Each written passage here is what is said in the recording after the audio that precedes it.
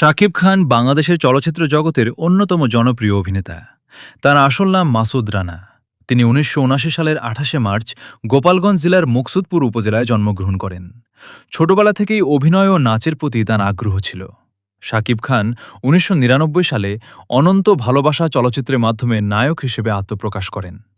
শুরুতে তেমন সফলতা না পেলেও ধীরে ধীরে নিজের অভিনয় দক্ষতা, পরিশ্রম ও আত্মবিশ্বাসের মাধ্যমে তিনি ঢালিউডের শীর্ষ নায়কে পরিণত হন। এরপর তিনি শতাধিক ব্যবসা সফল সিনেমায় অভিনয় করেন এবং দীর্ঘ সময় ধরে বাংলাদেশের চলচ্চিত্রে জনপ্রিয়তার শীর্ষে অবস্থান করেন।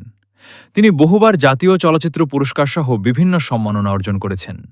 তার অভিনীত উল্লেখযোগ্য চলচ্চিত্রের মধ্যে রয়েছে প্রিয়তমা, নবাব এলএলবি, শিকারী, পাসওয়ার্ড, বীর এবং আরও অনেক সিনেমা। দেশীয় চলচ্চিত্রের পাশাপাশি ভারতীয় বাংলা চলচ্চিত্রেও তিনি অভিনয় করে প্রশংসা অর্জন করেছেন।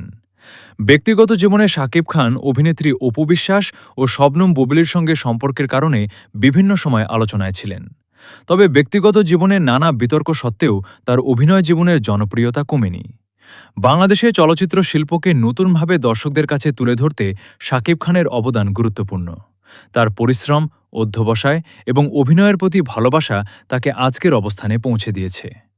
নতুন প্রজন্মের অনেক শিল্পীর কাছে তিনি অনুপ্রেরণার নাম।